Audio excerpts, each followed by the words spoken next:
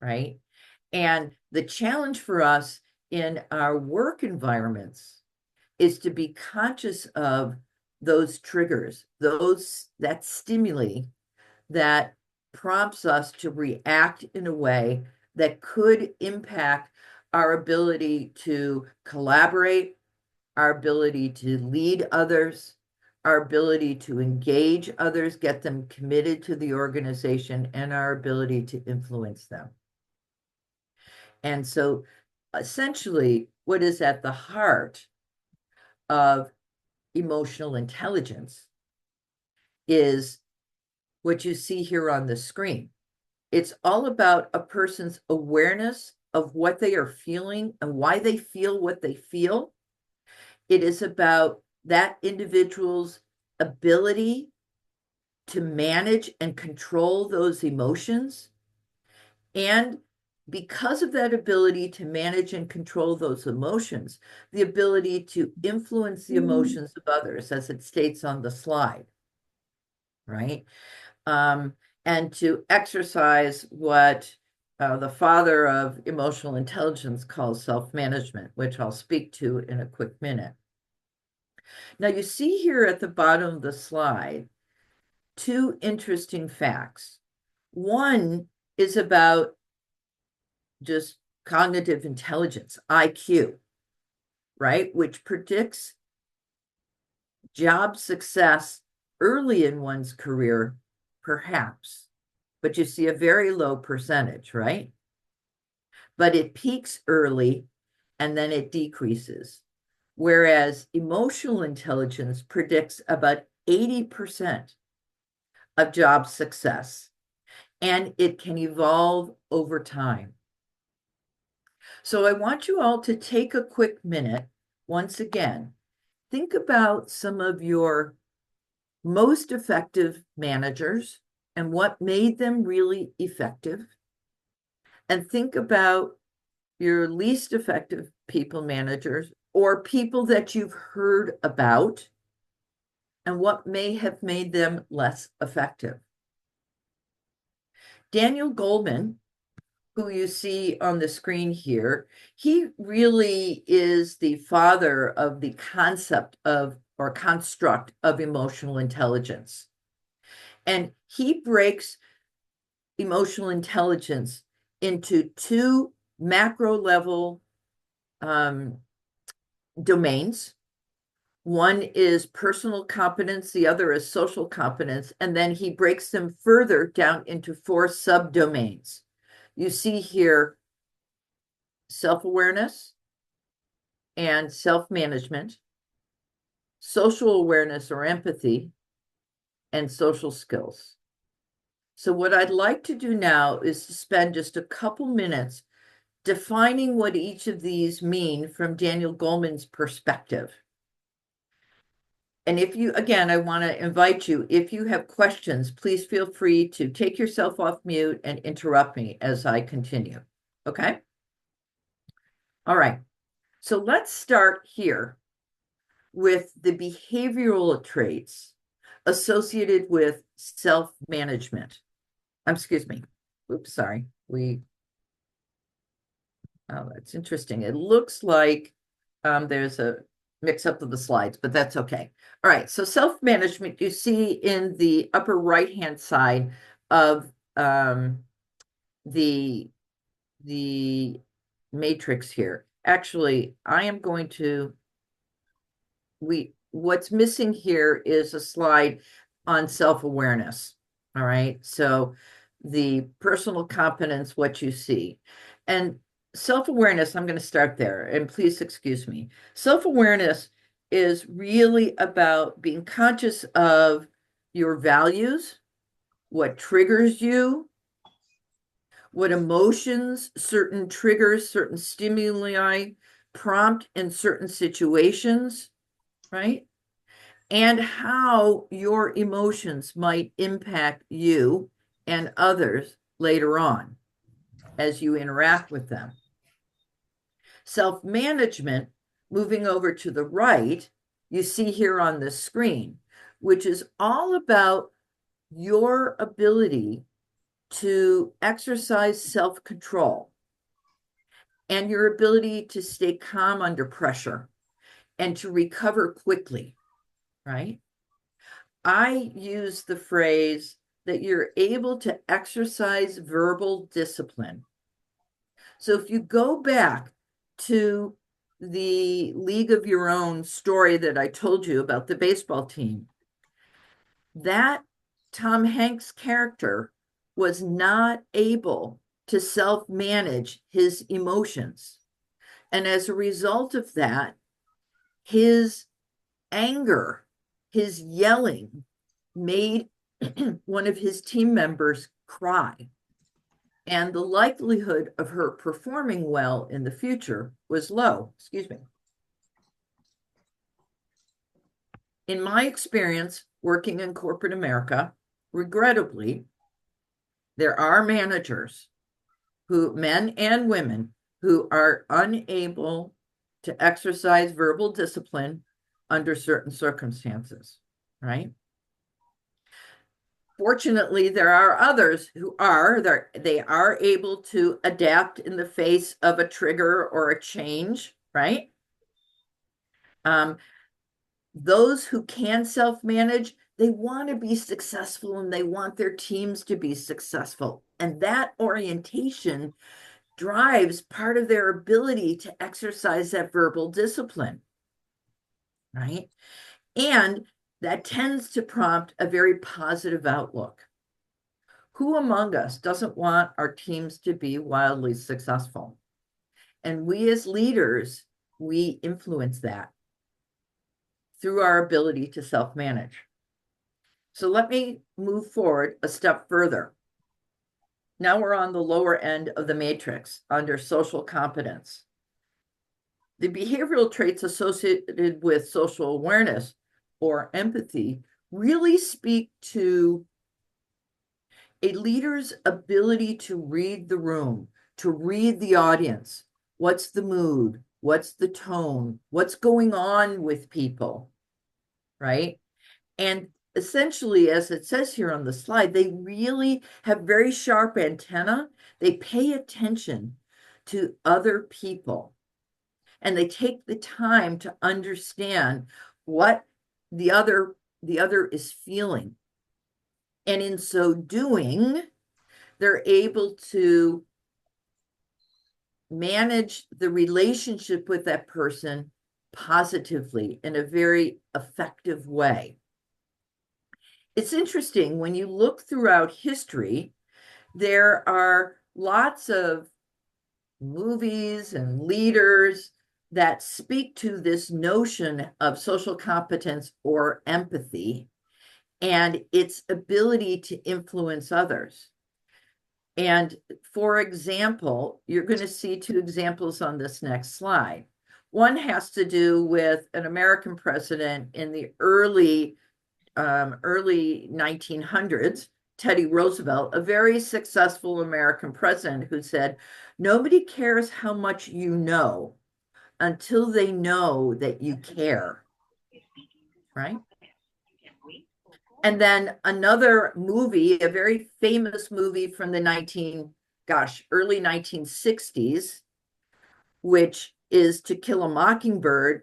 The star of the movie is a lawyer and he's talking with his daughter and he says, you can never understand someone unless you really understand their point of view. You need to climb into their skin, you need to climb into their shoes, walk in their shoes to really understand what's going on with them. So this notion of empathy really plays an enormous role in our ability to lead effectively and to influence those who work with and for us. So as you see here on the slide, when a person feels really heard, when they feel acknowledged, validated, trust then follows. Again, that's going to impact a person's willingness to offer discretionary effort in their job. They're going to listen to what you have to say. They're going to want to collaborate with you. etc. All the things that we want to see, we hope to see with the people who work with us and for us. Okay. Lastly, the last piece of the 2x2 matrix, this social skills or relationship management. Okay. With regard to social skills, the behavioral traits are, again, what you see here on the screen. This allows one to act in ways that motivate, inspire, and harmonize others while also maintaining important relationships. As you've heard me say, this all moves toward our ability to have really strong, positive relationships with people, be able to influence them, be able to navigate through conflict management. So these social skills, all of these, self-management, empathy, and social skills, they all stem from an individual's ability to be self-aware. So before I go further and ask you all to reflect individually, I just want to see if there are any questions or comments about what I've said so far. And if you do have a question or comment, please take yourself off mute and just go ahead and speak up.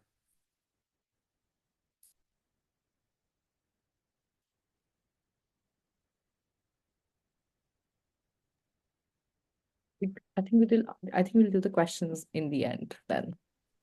I'm sorry, a question where? No, we could do the questions in the end then. Oh, okay, that's fine. Thank you. Thank you so much. All right. So let's go to the next slide. Okay. I'd like you to take a moment and think about your answers to these questions, right? Can any of you describe a time when you worked with or for someone who is not self-aware, did not exercise verbal discipline, had no empathy or social skills? Yes, often. Yes, you have. Okay, so, and how did it feel? It felt very unappreciative. And even though I was willing to put in hard work, I felt misguided. Yeah, it doesn't feel good. Yeah, obviously you want to keep your job, so you're going to keep on working hard, but it does have an impact on motivation, right? Definitely, the biggest impact was on motivation more than anything. Absolutely. And by the way, you're not alone.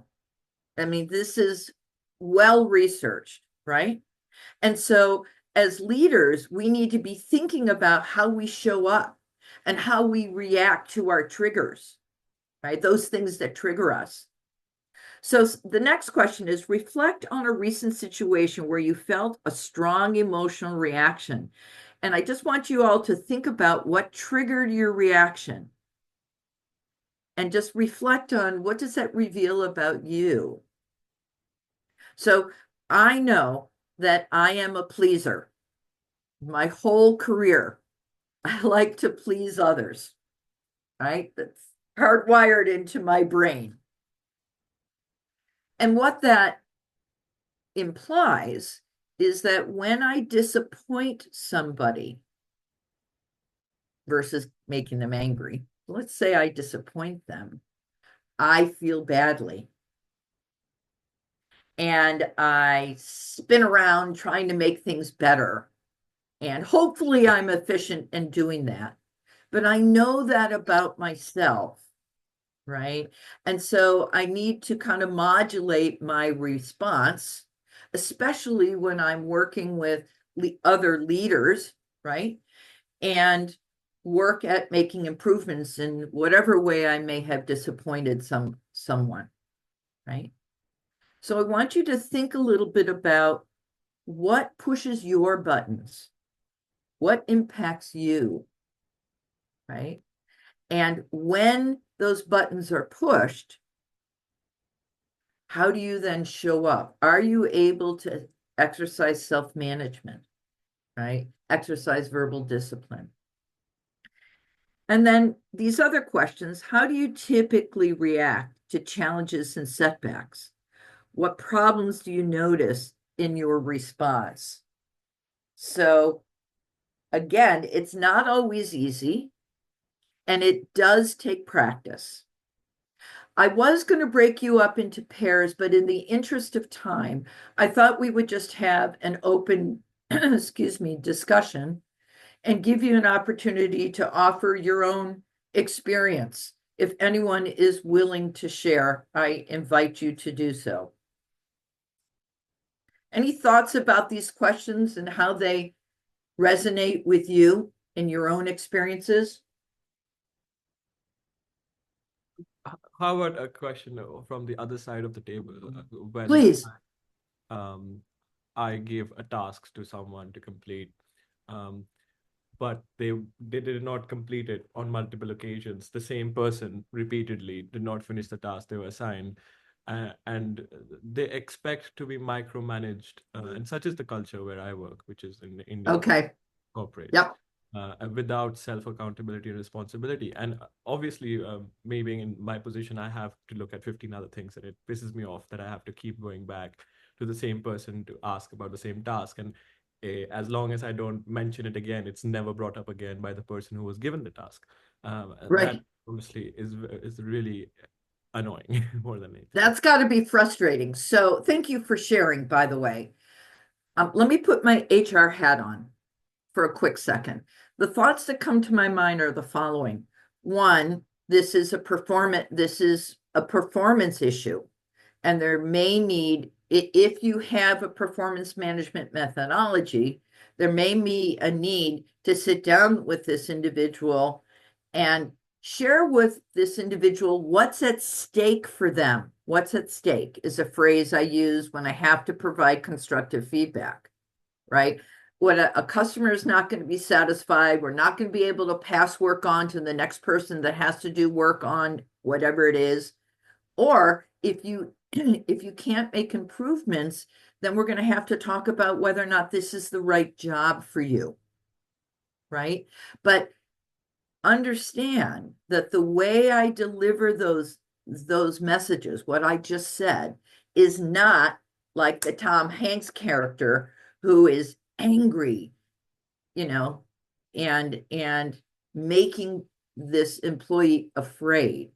It's a very calm yet frank discussion with that individual, right? And therein lies the difference between, if you are yelling at somebody, yes, they may change, they may make an improvement once, but that doesn't mean they're going to continue making that improvement versus being really clear about consequences if their behavior doesn't change, right? I hope that resonates with you. And thank you again for sharing. So these are the things that we need to be thinking about as leaders.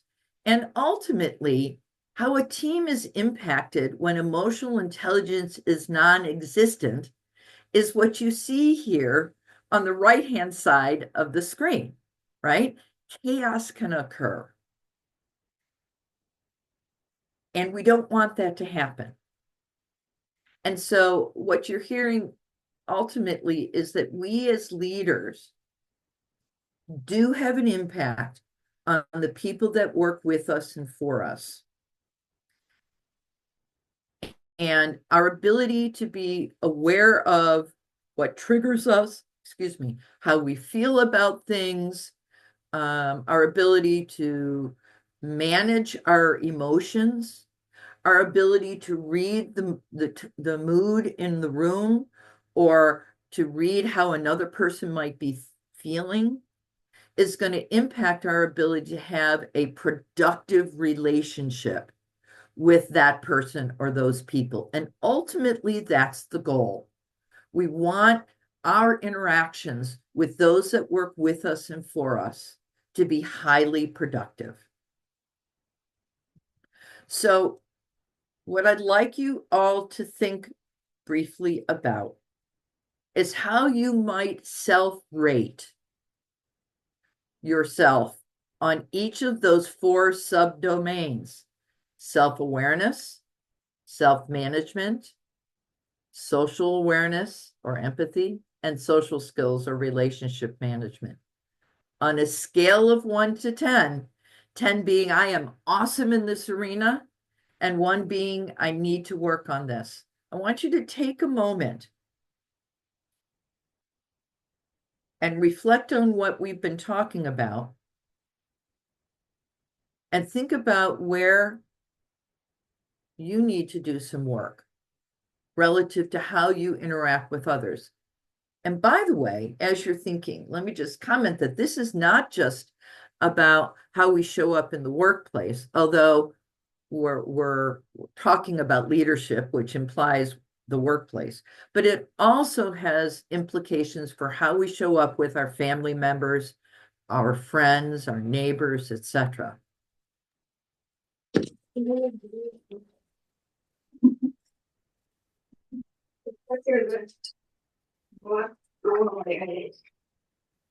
I'm sorry, do you have a question or a comment? Okay. And with that insight, I want you to think a little bit about what you can do today to increase your emotional intelligence. And again, in the interest of time, we're not going to break. Oh my God. Her name is Deb. I'm sorry. I'm sorry. Did somebody have a question or a comment? Okay. So let me close by just making a couple comments about how we influence others, right? And I want you to think a little bit about how enhancing these dimensions of EQ can impact your ability to influence others and think a little bit about why that matters, right? And in particular today, with dispersed working environments, having emotional intelligence really does have an impact on our ability to lead in organizations where there's unprecedented change. There's a trend toward flatter or matrixed organizations. There's a team approach, right? Often with dispersed members. So think about virtual teams. There's a need for greater collaboration and coordination. There's a desire to engage others in decision making. People are operating with a great deal of independence, and there's increased complexity of culture and diversity. That drives a heightened need for all those 4 domains of emotional intelligence. So in closing, I'd like you to think about these 2 phrases. I'm not sure if you've heard them before. One is, as you are leading others, working with others, gathering with others, friends, family members, seek to understand what somebody is doing or saying to you. Listen to what they're saying first. And please assume positive intent before you have a constructive conversation with somebody, right? Ask them to talk about what they're doing, why they made certain choices, why they took certain actions, etc. That becomes critically important in order to maintain an effective relationship and ensure productivity of those that work with you and for you. So with that, I'm going to stop sharing. So take us out of the presentation and invite you to ask questions or make comments. Please take yourself off mute and please feel free to show your faces via your videos. Tan, did you have a question? Oh, no, that's just me. Sorry. No. I put a symbol up by mistake. So what questions do you have?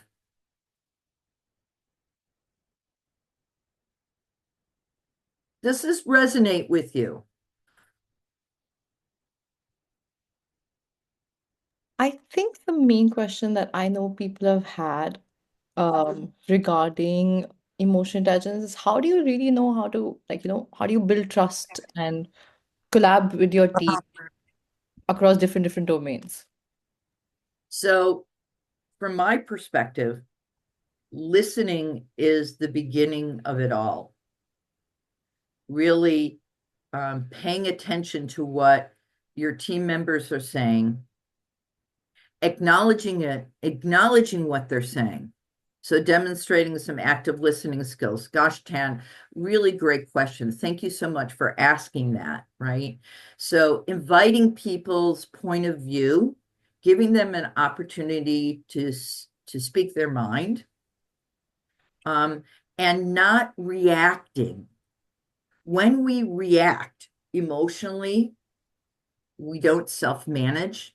That has a negative impact on trust.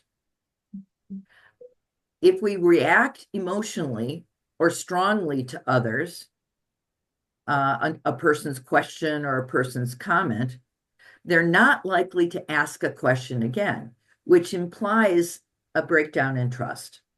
So it starts with listening, inviting people to participate in dialogue, acknowledging their point of view, even if you have a different point of view, and very carefully articulating your point of view without denigrating what the other has to say or another person's contribution. Does that resonate with you? Yes, that is quite helpful. Yeah. Thank you for One asking. question. And yes, please. Um, does it make sense for any upper management people to try and endeavor to make friends with everyone in the company? Is that something that should be practiced, or is it That's usually? such a great question. So I have always been of the belief that you can have friends at work, but with those that work with us and for us, there, there always needs to be a line. There's always a line that you can't cross because you are evaluating their performance. And so the way I have dealt with that is to say to people who work with and for me, our friendship together is really important to me. But I hope you understand, as your manager, there are times when I'm going to need to give you constructive feedback. And I hope you understand I'm just doing my job. I promise I will be respectful of you as I deliver that feedback. So I think it's tough to be everyone's friend when you're managing the whole enterprise, but that doesn't mean that you can't be respectful, kind, a good listener, have fun with your team. You can have all those things, but you still always have that line because you're accountable for making sure that they're delivering against objectives, delivering feedback, positive and constructive, and recognizing and rewarding those who are performing. I Does have a that make follow-up question. question? Yes, but naturally, being a human being, you tend to make relations at work, whether Yes. romantic or not, like just general friendships. But again, in a position of high management, if you were to make friends with someone, would it be seen as you favoring someone? And is there also a line there? Oh, You so shouldn't that's do good friends that's with a them? that's a very interesting question. I think that as a leader in a senior role, you have to be aware of that others may see it that way. They may see that you're favoring a particular person. And therefore, again, this is about self-awareness, right? If you tend to favor one or some over others, it may impact how others feel, how others may trust you. So you need to exercise some care and spread your favor across a broader group of individuals. Let's see. Priyal, your question is, how do you handle emotions such as frustration or disappointment when faced with setbacks or challenges in your work? So I'm not sure if you're talking about your own frustration or the frustration of others. So I believe in being really authentic. And if I am frustrated and disappointed, without attacking somebody else or the team, I might say, "Hey guys, I'm feeling really frustrated and disappointed at the moment. Can we put our heads together to see what we can do to work around this current setback?"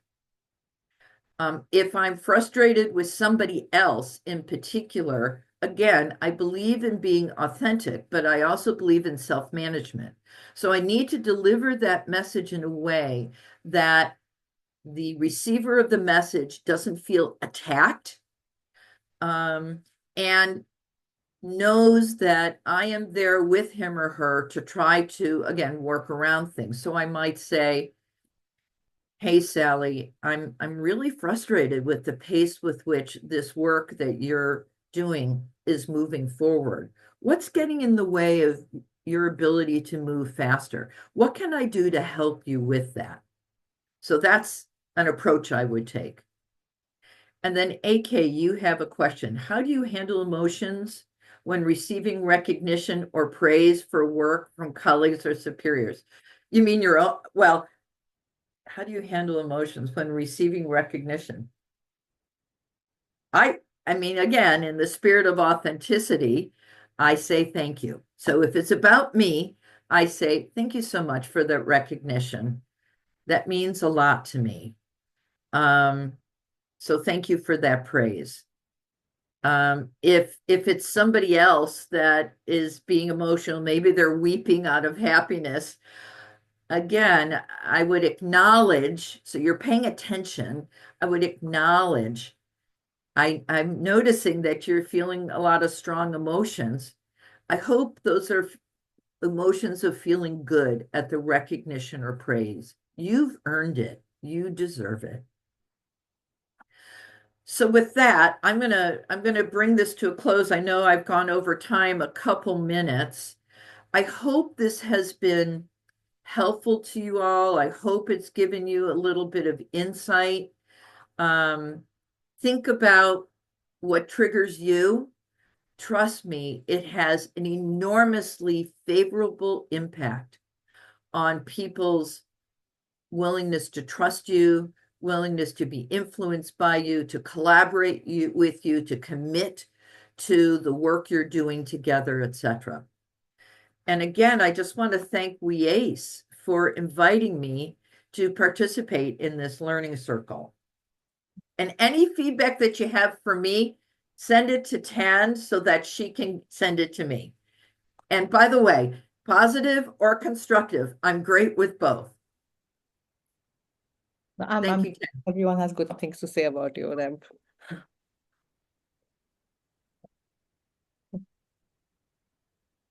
Thank you. Thank you, everyone. Have a great evening. Thank you so much, Deb. So much, Deb. Thank you. It's my pleasure. See you. Bye.